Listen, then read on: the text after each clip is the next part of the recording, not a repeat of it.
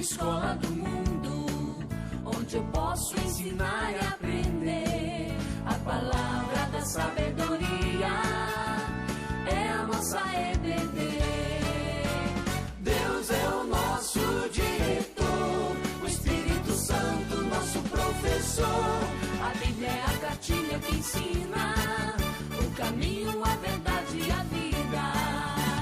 Deus é o nosso diretor, o Espírito Santo nosso professor. A Bíblia é a cartilha que ensina o caminho, a verdade e a vida. Oi, gente da Escola Dominical. Mais uma manhã estamos aqui antes das nossas classes. E como sempre fazemos na igreja, estamos estudando, a gente chama de abertura da escola dominical, seria uma pré-escola, não é?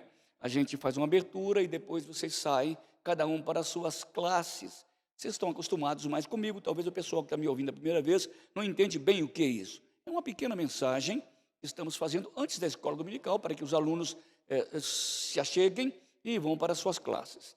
Então, nós estamos estudando a carta de Paulo aos Efésios, capítulo 2. Vocês se lembram que eu falei do versículo 11, no versículo 10, aliás, na semana passada, falando que Paulo estava dizendo que nós éramos um lixo, em outras palavras, e nós nos tornamos um poema de Deus, lembra? No versículo 10 ele fala, pois somos feitura dele, poema dele, criados em Cristo Jesus, agora sim, para as boas obras. Lembra que eu falei, era pela graça e agora somos santificados pelas obras, somos salvos pela fé e santificados pela lei. Somos salvos pela fé e santificados pelas obras.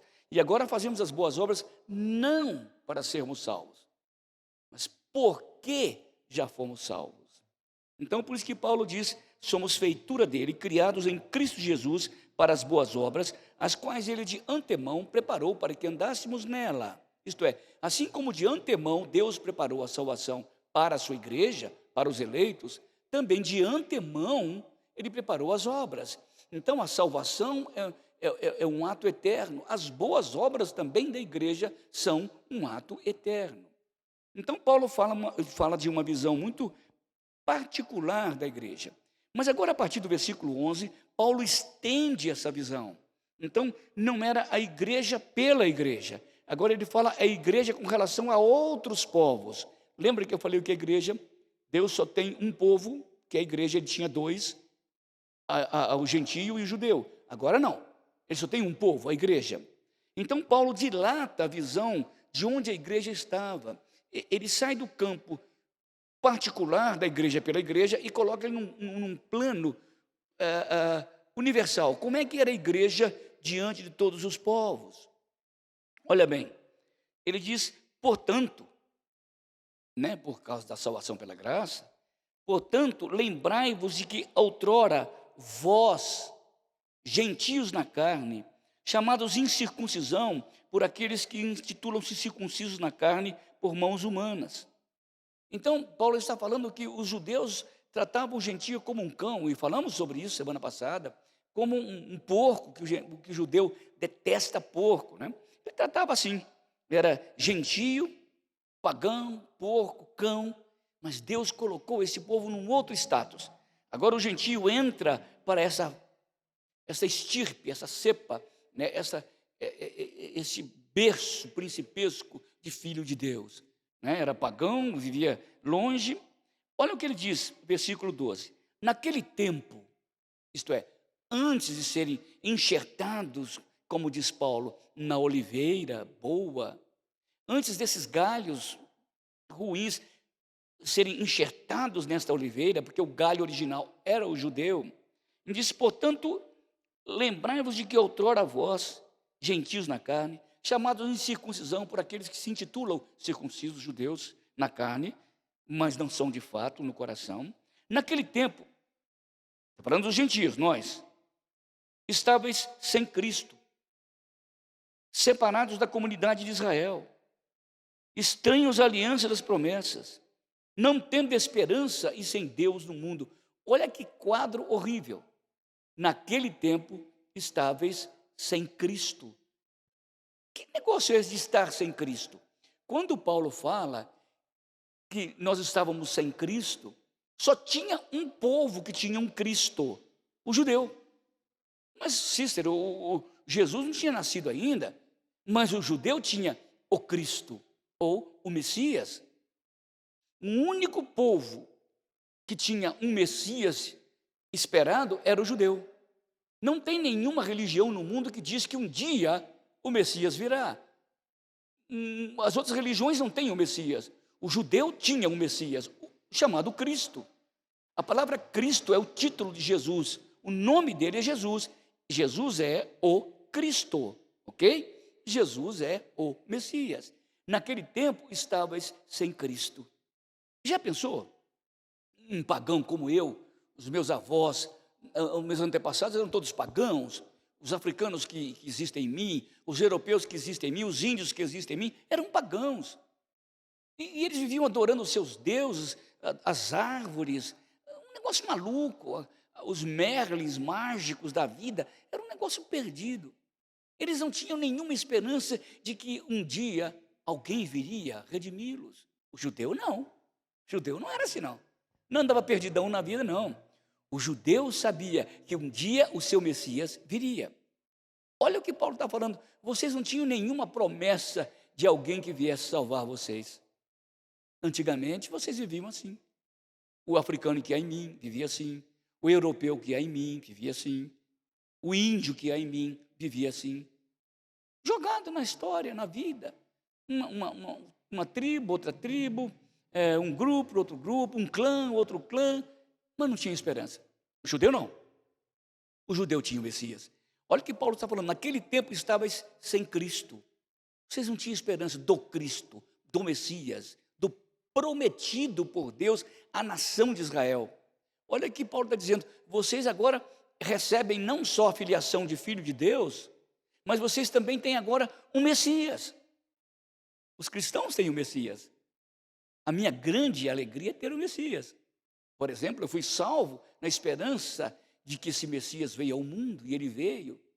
E pela fé eu creio nesse Messias. E mais, eu vivo sabendo que esse Messias voltará. Essa é a minha esperança. Eu não sou um pagão, eu sou um cristão. Eu tenho o Messias, eu tenho uma história. O Messias agora não é uma figura mais só de Israel. Ele é o filho de Maria, judia, óbvia, José, judeu, Davi, etc, etc. Mas ele é o meu Messias, tanto quanto que é do judeu. Não tem mais diferença. Paulo estava dizendo, lembrem disso. Portanto, lembrai-vos outrora. Olha como vocês eram. Olha como vocês viveram. Eu fico pensando, tira Jesus da minha vida. Tira Jesus da vida dos meus antepassados que se converteram. Dos africanos que se converteram. Dos europeus que se converteram. Dos índios que se converteram. Tira esse Jesus da minha história lá, que eu estou falando, pregressa. Veja o que vai sobrar de você, o que vai sobrar de mim. Nada. Mas o Messias não ficou preso à nação de Israel, não ficou preso na Palestina. Ele morreu e ressuscitou. E agora os cristãos do mundo inteiro têm um ungido, têm o prometido, têm o Messias. Entenderam o que Paulo está falando? Antigamente nós não tínhamos Messias, só os judeus. Só o judeu que vivia gerações e gerações na esperança de que o ungido do Senhor viria. E ele veio. E muitos judeus se converteram. Mas hoje a maioria deles não querem saber, 90%, não querem nem saber de Messias. Aquele Messias não é verdadeiro, mas nós nos apropriamos desse Messias. Deus nos deu a oportunidade de conhecermos o Messias dos judeus para se tornar o Cristo da igreja. É isso que Paulo está falando. Naquele tempo estavais sem Cristo, separados da comunidade de Israel, sem esperança e sem Deus no mundo. Olha o que está dizendo, naquele tempo estavais separados da comunidade de Israel, ou seja, da comunidade de Deus. Deus tinha um povo com o qual ele se reunia e no qual ele agia. Era a comunidade de Israel. Então não tinha esperança, não tinha o Messias, não tinha uma comunidade. Qual nação do mundo que viveu desde os anos 70 da Babilônia, desde os anos 70, quando o imperador Tito invadiu a Palestina, os romanos invadiram, e um povo que não tinha terra, mas nunca deixou de ser nação. Não tinha país, mas nunca deixou de ser nação. O que faz esse povo ser assim? O Messias. Até hoje, eles estão esperando o Messias. Essa é a comunidade de Israel. Mesmo vivendo em lugares tão diferentes, eles são uma comunidade. O que eles têm de comum, o judeu de comum aqui, é o mesmo que tem na Rússia, é o mesmo que tem na Alemanha, é o mesmo que tem nos Estados Unidos. Eles têm uma comunidade. E quem liga essa comunidade é o Messias. E nós não tínhamos essa comunidade. Quando morria um pagão, ele ia para qualquer lugar. Ninguém sabe onde o pagão ia, se não foi. Eles não tinham uma comunidade. Israel não. Mesmo sem país, eles sempre foram uma nação por causa do Messias. Nós não tínhamos comunidade. Hoje não. Olha o que Paulo diz, coisa interessante. Naquele tempo estavam sem Cristo, separados da comunidade de Israel, sem aliança, sem promessa, e ateus no mundo. A palavra sem Deus no mundo é ateos, sem Deus no mundo. Sabe o que é sem Deus? Coisa horrível, crê em Deus, mas não consegue experimentá-lo. Lembra quando Paulo estava pregando para os gregos, os helenos, como eles eram religiosos? Paulo estava dizendo lá no Areópago: eu vejo vocês extremamente supersticiosos, religiosos, e vocês estão tateando, tentando encontrar Deus. Quantos deuses haviam ali no Areópago? No entanto, eles estavam tateando, procurando Deus no meio dos deuses.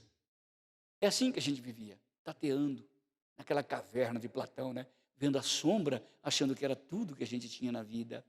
E lá fora da caverna tinha o sol brilhando, que era o Messias. Naquele tempo estava sem Cristo, separados da comunidade de Israel, sem esperança. É óbvio, esperar o quê? E ateus no mundo.